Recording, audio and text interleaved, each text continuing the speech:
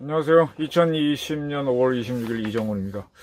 오늘 제가 뽑은 주제는 위안부 할머니들을 움직인 것은 주사파였나, 이런 제목입니다. 조금 도발적인가요? 한번 제 의견을 한번 들어보십시오.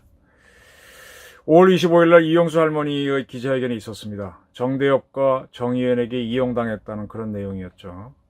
윤미향 당선자는 기자회견장에 오지 않았습니다. 윤미향 당선자는 어떤 대응을 할까? 제 주제입니다. 윤미향 당선자가 어떤 대응을 할까는 윤미향 씨가 이사장으로 있었던 정의연이 어떤 데인지 알고 싶다면은 윤미향 씨 가족, 특히 남편이 어떤 분이한가를 한번 보는 것도 괜찮을 거라고 저는 생각합니다. 동의하지 않는 분들도 계실 거고요. 이와 관련해서 상당히 시사전이 흥미로운 보도를 했습니다. 몇 차례 말씀드렸지만 김삼석 씨는 1993년 남매 간첩던 사건으로 검거된 바 있습니다. 안기부에 검거됐죠. 구속사유는 반국가단체 회합통신 등입니다. 김삼석 씨. 이때 윤미향 씨랑 어떤 결혼하고 있었던 걸로 보여요. 그와 그의 여동생 이름은 밝히지 않겠습니다. 일본인은 한민통의 돈을 받고 대한민국 군사기밀을 넘겨주는 후입니다. 그리고 그때 또 한 명이 검거가 됐었는데 그분은 이 김삼석 씨 여동생과 그 후에 결혼한 걸로 알고 있습니다. 그 김씨 남매는 92년 일본에 건너가 이모 씨, 권모 씨로부터 반핵 통일 운동을 하라는 지시를 받았고 한 50만엔, 우리 돈은 얼마입니까? 500만 원쯤 되나요? 을 받았다. 그 당시 돈으로. 그리고 국내 정치 성세와 운동권 동향을 알려준 것으로 법원은 판결했습니다. 네. 그때 이 남매 간첩던 사건 당시에 이 김삼석 씨는 반핵 평화운동연합의 정책위원을 하고 있었습니다. 반핵 평화연합. 이 반핵이 어떤 반핵일까요? 그때도 물론 북한이 핵 개발을 하고 있었습니다. 북한의 핵을 없애라는 그런 반핵일까요? 대한민국의 원전을 없애라는 반핵일까요? 뭐라고 생각하십니까? 지금 이 정부에서 탈핵 정책을 하고 있죠. 이것과 무슨 연관이 있을까요? 대한민국을 움직이는 건 주사파일지도 모릅니다. 그 당시에 한국에서는 문해와 대두화 사건이 일어나서 반핵운동이 드셌습니다. 좀 더 올라가면 90년에 안면도 사건, 안면도에 핵 폐기장을 짓는다 그래갖고 굉장히 시끄럽고, 그 다음에 구럽도 사건 하면서 한국이 난리로 들어갑니다. 네. 그렇게 터지니까 그 전까지 제가 그 80년대 대학을 나와서 좀 알고 있지만 반미운동하고 노동운동을 하던 주사파들이 이 반핵을 추가했죠. 그래서 반전, 반핵, 양키, 고홈이 나오게 되죠. 반전, 반핵인데 왜 양키와 고홈인가요? 미국은요, 1990년, 91년에 소련이 붕괴되지 않습니까? 붕괴되면서 소련이 15개 나라로 쪼개지니까 그 과거 소련의 핵무기를 우크라이나 이런 나라들이 이제 갖게 됐지 않습니까? 그러한 소련의 핵무기를 가진 나라들을 그 핵을 러시아에 넘겨주면서 우크라이나 이런 나라들을 비핵화하는 작업을 하거든요. 그걸 하면서 동시에 한국이나 이런 일본 등에 있는 핵무기도 가져가는 비핵화 정책을 추진했습니다. 미국이 핵무기를 빼고 있는데 이때 이 사람들이 반핵 운동을 추진해요.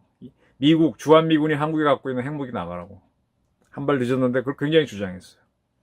그리고 양키 고홈 주장하면서, 그리고 86년에 옛날 소련에 있었던 체르노빌 사고가 이제 그때 많이 알려지니까 그것 때문에 또 반핵 운동을 주장합니다. 근데 체르노빌 사건은요, 소련식 원자력 발전소의 맹점을 보여주는 사건입니다. 그렇다면은 이때 주사파들은 북한이 영변에 가동하고 있는 북한의 오메가와트 영변 원자로 폐쇄 운동을 벌여야 되는데 대한민국 원전 지금도 잘 돌아가고 있고 그 튼튼한 원전을 없애라고 운동했어요. 참 희한하죠, 여러분. 같은 걸 가지고도 이렇게 왜곡을 시킬 수가 있습니다. 이게 정치입니다. 공산권 원전을 비판하지 않고 북한 영변의 원자로는 전혀 한마디도 안 한 자들이 대한민국 원전을 없애라 그랬어요. 체르노빌 사고라든지 이런 걸 가지고 공포심을 우리 국민한테 심어줘 갖고 아주 잘 이용한 거죠. 네. 두려운 만큼 사람을 지배하는 게 있나요? 오죽하고 종교기관에서도 원죄라고 하는 두려움을 줘서 통제하는데.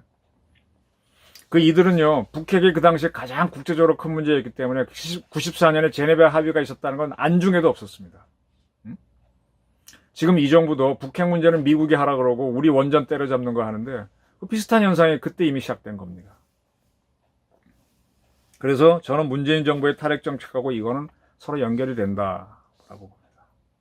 그리고 이 김삼석 씨는 계속해서 반미운동을 했습니다. 근데 딸을 미국에 유학 보냈다니까 참 논리상으로 안 맞잖아요. 물론 교육 받고 싶긴 하겠지만 그래도 그렇지. 그래서 제가 참 이상하다는 겁니다. 자, 근데 이 김삼석 씨는 재심을 받아갖고 국내 동향 군사기밀을 넘긴 혐의는 무죄 판결을 받습니다. 이거는 이제 안기부에서 가혹한 행위를 했다라는 게 법원이 인정했었게 되는 거죠. 그러나 한 통령으로부터 금품을 받은 거는 여전히 유죄로 인정합니다. 앞부분이 이제 재심에서 무죄가 나왔기 때문에 그 후에 손해배상 청구에서 다시 말하면 안기부 수사관들이 영장 없이 김씨 남매를 체포해 자백을 강요하고 가혹행위가 있었다라는 것 때문에 배상금을 받게 됩니다. 그리고 그걸로 2018년 딸이 유학 있을 때 학비를 댔다고 주장했는데 따님은 2016년부터 유학을 갔다는 사실이죠. 참 이렇게 NGO 활동을 하신 분들이 정직할 것 같은데 그렇지가 않아요. 자, 이렇습니다. 그리고 정대협에 대해서 좀 말씀드릴게요. 정대협은 94년도에 김일성이 죽었을 때 북녘 동포들을 생각하니 애도의 마음을 금할 수 없다는 조전을 보냈습니다. 정신대 위안부 할머니들을 위한다는 조직이 왜 이런 조전을 보내야 되죠? 왜 정치활동을 왜 하죠?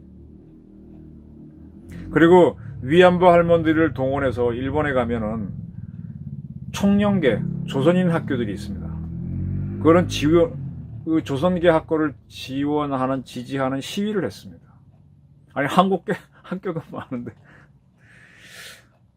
왜 정대협은 조총연계를 지원하는 이런 일들을 하죠? 그러니까 제가 정대협과 정의연이 이게 뭐지? 주사파하고 뭐가 연결되는 거 아니야? 이런 의문을 던지는 겁니다. 또 하나의 사실을 말씀드릴게요.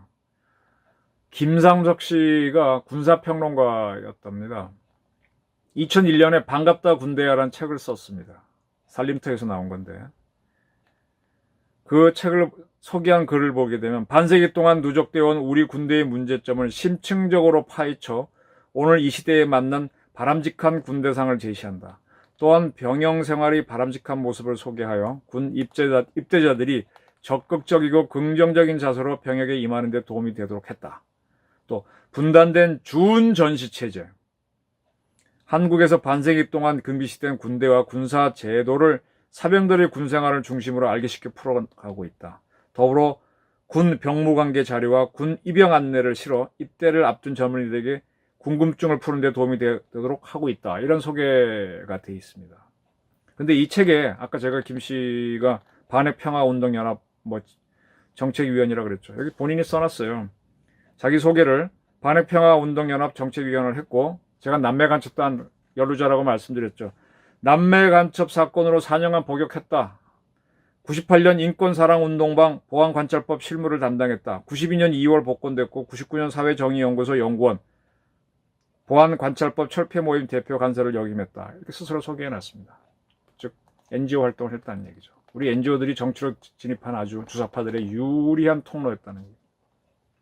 근데 아까 말한 대로 이 책에는 군 입대자를 위한 정보도 소개되어 있지만 이런 내용도 있습니다.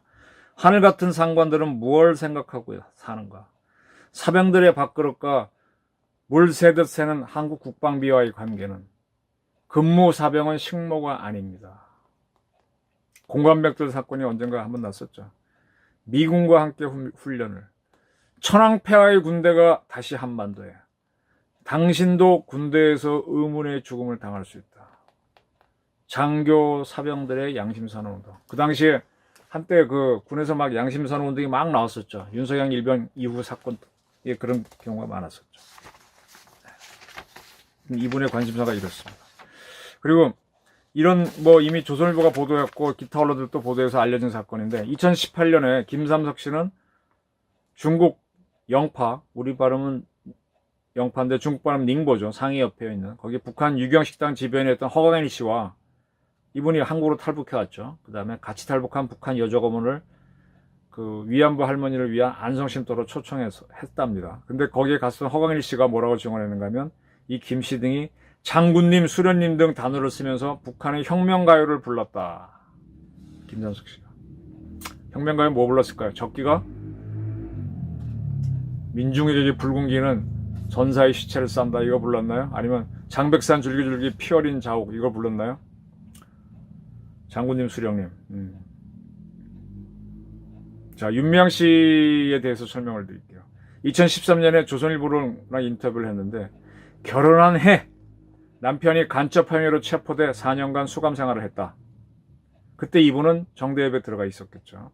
나는 임신한 몸으로 수요 집회를 진행하면서 남편의 결벽을 밝히기 위해서 돌아다녔다. 정대협 활동을 하면서 남편을 위해 뛰어다녔다. 남매 간첩단 사건은 안기부 프락치에 의해 조작된 것으로 대한변호사협회와 국회 진상조사위원회에 의해서 밝혀졌다. 안기부 프락치? 안기부가 가혹행위를 했다 그랬지. 그리고요, 남편은 석방된 다음에 결혼 전이구나. 결혼 전에 수요 집회에 나와서 교대로 메가폰을 잡았다. 네, 수요 집회, 위안부 할머니 위하는 집회. 그리고 지금은 경기도 수원에서 지역 신문사 하고 있다. 이게 경기 수원 신문이죠. 네. 네. 무슨 말이겠습니까? 그러면 김상석 씨는 주사파 활동을 하고 윤미향 씨는 그분이 수감돼 있을 때 뭐 이런 활동을 해서 생계를 유지했다는 뜻인가요? 자기네 뜻을 그대로 유지했다는 뜻인가요? 그리고 김 씨는 풀려나면 수요 집회에 참여했네요. 왜? 그럼 우리 위안부 할머니를 위한 그 활동했던 분들의 성격이 무엇인데? 라는 질문이 나오지 않습니까? 위안부 할머니랑 주사파랑 무슨 상관이 있습니까? 왜 주사파들이 여기 모여 있어야 됩니까? 김삼석 씨는 외대 용인 캠퍼스 러시아과 85학번입니다. 이 외대 용인 캠, 우리 때는 용인 분교라 불렀는데 거기에 만만찮게 주사파들이 모여 있었습니다. 전국연합, 민주주의 민족 통일 전국연합인데 거기 산하 경기 동부연합이 외대 용인 캠이었습니다. 그 용인 캠에는 그 유명한 통진당 했던 이석희 씨, 82학번. 그 다음에 민중의 소리라고 인터넷 치게 되면은 상당히 그 좀 좌파적인 글을 많이 올리는 민중의 소리. 그 대표를 했던 86학번 윤원석 씨도 있었고, 그 86학번에 그 유명한 임수경 씨, 불업과에 89년도에 평양축전 몰래 북한에 들어가서 깜짝 놀라게 했죠. 그 임수경 씨를 북한에 보낸 사람이 누굽니까? 전대협 대표로 갔죠. 단체 전대협 의장이 누굽니까? 한양대학교 다니고 있었던 임종석 씨. 얼마 전까지 문재인 대통령의 비서실장을 했던 사람입니다. 그리고 임종석 씨는 지금 최근에 무슨 얘기를 했는가 하면 미북 간의 북핵 문제를 다루기 위한 협상과 관계없이 남북 경협을 해야 된다는 쪽으로 주장을 했죠. 그러니까 미국 국무부에서 이례적인 논평을 내면서 그렇게 하면 안 된다 이런 반응이 나왔습니다. 이러니까 이 정부의 성격에 문제가 드러나는 거죠. 임종석 씨도 어떤 루트를 통해서 정치에 진출하게 되었나요? NGO로 들어갔습니다. NGO가 지금 대한민국의 주사파가 한국 정치에 참여하는 아주 탄탄대로가 되고 있습니다. 한국 사회는 그렇지 않아도 주사파가 소수인데도 지배하는 구조가 되는 거죠. 그리고 99학번에는 김재현 씨, 국회의원 했었죠. 이석기 씨랑 같이. 네. 이렇게 이런 분들이 용인캠에 있었던, 외대에 있었던 사람. 그때 외대 이 용인 캠퍼스는 애국외대 통일왕산 캠퍼스, 왕산캠이라고 했는데 통일왕산 캠퍼스 하면서 상당히 주사파적인 이름을 붙였었죠. 그리고 이분들이 결집한 거는 임수경 방북으로 주로 결집을 했었고요. 88년도 외대 용인캠에서 발간되는 학보 청맥에는 김일성 연설문 2건이 게재돼서 경찰이 수사한 적도 있습니다. 어떤 곳인지 짐작이 가십니까? 그 당시에 용인캠이. 이 용인캠에는 93년 한총련이 만들어지는데, 한총련이 서울 중심으로 하는 서울의 서총련, 그 다음에 경기 인천 지역의 경인총련, 그 다음에 광주 전남 하는 남총련이 대표적인 조직입니다. 그 경인총련이 다시 이제 경기 동부, 그 다음에 인부, 인천 부천지구죠. 경기 남부로 나오는데, 경기동부의 핵심이 바로 용인캠이었습니다. 그 후에는 경희대 수원캠으로 넘어가죠. 그래서 여기 주사파들이 많이 모여 있었습니다. 이들의 영향을 준 거는 92년도에 서울대학교에서 민혁당이 만들어져. 서울대 출신 중심으로 강철, 김영환 씨, 뭐 하영옥 씨 이런 분들이 만드는데 이 조직이 나중에 이제 이 강철, 김영환 씨는 잠수정을 타고 북한에 가서 김일성을 만나고 왔었잖아요. 그리고 갔다 온 다음에 생각을 바꿔서 이제 민혁당을 와해시키고 하는데 그 과정에서 하영옥 씨랑 싸워서 하영옥 씨는 또 이제 그걸 유지를 하려고 그랬고 그러면서 민혁당이 무너지게 되는데 그때 민혁당을 재건하게 되는 것들이 바로 경기동부연합이 되는 겁니다. 그래서 외대가 그 후에 세게 되는 거죠. 그리고 그 동부연합이 모여갖고 나중에 통진당을 만드는 겁니다. 이 통진당 세력들도 주로 NGO를 통해서 살아남았습니다. 자, 이러한 경기동부연합에 가까운 게 김삼석 씨이면은 뭐 부부의 의견이 똑같을 수는 없지만 윤미향 씨는 지금 이용수 할머니가 기자회견하고 저렇게 나왔는데 어떻게 대응할 거로 보십니까 앞으로? 저는 이런 사람들이 이 기존 사건의 성격을 계속 버티고 해서 바꾸는 거를 몇 차례 봤어요. 저는 일반인들이 생각하듯이 윤미향 씨가 대응하지 않을 거라고 봅니다. 사람 사상은요 잘 안 바뀝니다. 진짜 사람 안 바뀝니다. 따라서 과거에도 했던 것처럼 그런 패턴으로 해서 자기가 원하는 방향으로 돌려놓으려고 할 겁니다. 김상석 씨가 재심에서 일부 무죄를 받았듯 강요된 안기부 직원들 행위가 있었기 때문에 무죄지 사건 자체가 무죄인지 여부는 다툰 게 아니잖아요. 그게 어떤 뭐 고문에 가까운 행위를 해서 자백받은 거기 때문에 인정을 안 한 거지 그 행위가 있었는지 없었는지 판단은 법원은 한 게 아니거든요. 근데 지금 와서는 무죄니까 그런 행위가 없었다는 주장을 할 수 있게 됩니다. 이런 식으로 아마 주장을 할 것이다. 그리고 윤미향 씨는 통상적으로 그렇지 정치인과 분명히 연결돼 있을 겁니다. 그래서 여권의 핵심 정치인들의 약점도 좀 잡고 있을 거라고 봅니다. 위안부 할머니들의 약점도 잡고 있고요. 그걸로 뭐 터뜨리거나 위협도 할 수 있습니다. 윤미향 씨는 2018년에 한 위안부 할머니 휠체어를 밀고 청와대에 들어가서 문 대통령이 주최하는 오찬에 참석한 적도 있죠.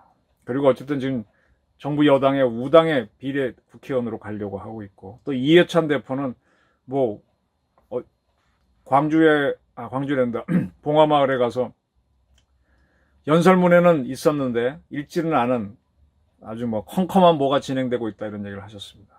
네. 왜 그런 얘기를 했을까요? 그래서 무슨 얘기인가 하면요. 주사파가 정의연을 저는 움직였다고 봅니다. 그리고 그런 세력들이 현재 한국 정치도 움직이고 있다고 봅니다. 그러니까 이 정부가 이렇게 가는 거죠.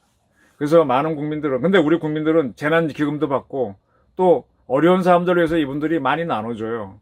있는 사람 거 뺏어가지고 세금으로. 그러니까 국민들은 좋아하죠. 그리고 안 맞는 거는 아유 그건 뭐 알아서 하겠지 하고 냅두다. 그렇게 되면 어떻게 됩니까? 나중에. 네. 이게 지금 한국의 상황이라는 거죠. 그래서 여기에 대해서 나는 몰라. 나는 뭐 나 잘 살게 해주는 사람 표 찍어주고 뭐 그렇게만 갈 거야 하게 되면 그거는 보호받는 백성이고 자기 줏대를 갖고 이거는 아니요 하게 되면 그건 주권을 갖는 국민이 되는 거죠. 저는 지금 이 프로를 봐주시는 분들이 국민인지 백성이라면 주권이 없는 거죠. 그런 상황이라고 저는 봅니다. 뭐 주사파가 우리 사회를 지배하도록 국민들이 용인하고 인정한다면 뭐 하는 거지 뭐. 북한에서 통일되라고 뭐. 그게 아니고 세계 한 10대 강국으로 만들었던 것이 어떤 자본주의 노선이고 자유민주주의라는 확신이 있으시면은 그걸로 가시는 거고. 그 선택을 해주셔야 됩니다. 그리고 거기에 대한 책임도 지셔야 됩니다. 저는 이 정의연 사건을 상당히 진지하게 바라봅니다.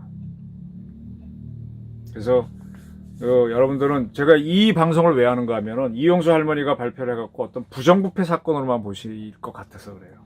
부정부패 사건을 넘어서서 제가 계속 이 사건은 사회학자들이 나와서 어떻게 구조적으로 문제가 돼 있었고 우리 NGO가 왜 문제인지를 구조적으로 밝혀서 그걸 차단하는 길이 없으면 너무 쉽게 정치로 진입할 수 있는 이념주의자들이 있다는 얘기입니다. 그리고 정부 돈을 빼고 재벌 돈을 빼먹어서 우리 사회랑 맞지 않는 세력들이 존재할 수 있는 공간이 열려 있다는 겁니다. 이걸 차단해야 된다는 얘기예요. 이걸 민주당 정부 이해찬 대표가 이끄는 민주당이 해달라는 겁니다. 여권이니까. 문재인 대통령이 해달라는 겁니다. 그게 옳지 않은가요? 한번 방송 들으시는 분들도 한번 생각해 주시기 바랍니다. 감사합니다.